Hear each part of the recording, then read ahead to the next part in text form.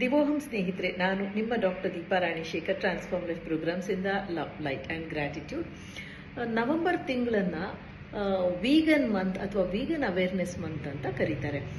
ವೀಗನಿಸಮ್ ಅಂತಂದ್ರೆ ವೆಜಿಟೇರಿಯನಿಸಮ್ ಒಂದು ಸಸ್ಯಾಹಾರ, ವೀಗನಿಸಮ್ ಅಂದ್ರೆ ಅತಿ ಶುದ್ಧ ಸಸ್ಯಾಹಾರ ಅಂತ ಹೇಳ್ಬೋದು. ಅಂದ್ರೆ ಮಾಂಸಾಹಾರ ಅಂತ ಇಲ್ಲ, ಯಾವುದೇ ತರಹದ ಪ್ರಾಣಿಗಳಿಂದ ಬರುವಂತ ಪ್ರಾಡಕ್ಟ್, ಹಾಲು, ಹೈನು ಇದೆಲ್ಲವನ್ನು ತ್ಯಜಿಸ್ಬಿಡ್ತಾರೆ, ತುಪ್ಪ ಎಲ್ಲವನ್ನು ತ್ಯಜಿಸ್ಬಿಡ್ತಾರೆ.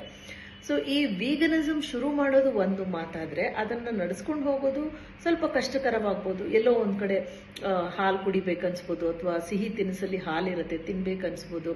ಈ ಥರ ಎಲ್ಲ ಆದಾಗ ಶುರು ಮಾಡಿದ ಈ ಒಂದು ವೀಗನಿಸಮ್ನ ಹೇಗೆ ನಡೆಸ್ಕೊಂಡು ಹೋಗೋದು? ಒಂದು ಡಿಸ್ಕ್ಲೇಮರ್, ಇದು ವೀಗನಿಸಮ್ ಪರಾನೂ ಅಲ್ಲ, ವಿರೋಧವಾಗೂ ಅಲ್ಲ. ಶುರು ಮಾಡಿದವರಿಗೆ ಅನುಕೂಲವಾಗಿ ಹೋಗೋದು ಹೇಗೆ? ನಿಮಗೆ ಗೊತ್ತಿರೋ ಉತ್ತರ ನೀವು ಹೇಳಿ, ನನ್ನ ಉತ್ತರ ಸಂಜೆ ನಾನು ನಿಮಗೆ ಕೊಡ್ತೀನಿ. ದಿವೋಹಂ.